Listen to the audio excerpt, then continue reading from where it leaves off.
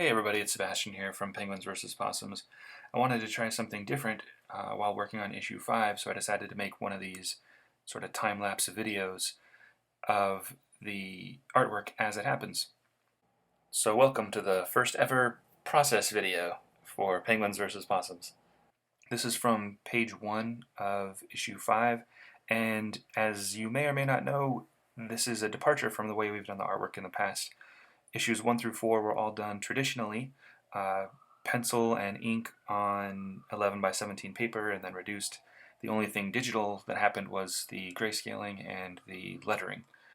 But a few months ago I bought myself a tablet and have been loving it. I've done a couple of projects on it, and since we wrapped up volume 1 of Penguins vs. Possums, which contained issues 1 through 4, and now we're starting volume 2, which will be issues 5 through 8. Now we're published through Fanboy Comics, and I don't know, it just seemed like a good time, transition-wise, to try out a new way of doing the art. And I'm really happy with it. It's really fun to work on, and it helps a ton with the workflow and how fast I can get things done.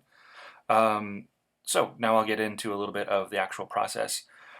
This is the first time I've ever worked on this for Penguins vs. Possums, so it's a little bit of a learning experience, but it's a very fun learning experience. This panel that I'm working on in the video right now is actually a panel that I didn't do a layout for. I did all my layouts, showed them to the team, and got some notes on them, and one of the notes was to do an establishing shot for the very first panel. And so that's what I'm working on here, and because I'm working digitally, I'm able to sort of just freehand do it. Normally I would do blue pencils here first, but because I'm able to do things like this, resize things, move things around, those are some bullets that I just changed the changed the size and location of. It allows me a little bit of freedom to make some strong choices and not be punished for them by having to white everything out. If I wanted to, I can completely eliminate this top panel and still keep the rest of the page. So it's a pretty exciting thing for me to work on, because I do like the sort of energy that comes from just putting some stuff down on digital paper in this case. I plan on releasing a few of these throughout the course of working on issue 5 to kind of keep everybody in the loop. So because of that, I want to try and keep this fairly short, so I won't go through the entire page 1 process. I'll just point out a couple more cool things that happen in this top panel.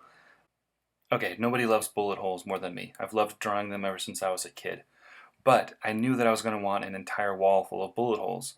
So working digitally, I'm able to very quickly select them and duplicate them, and this goes from 5 or 6 bullet holes to an entire wall full of bullet holes very, very quickly and very, very easily, which was pretty awesome.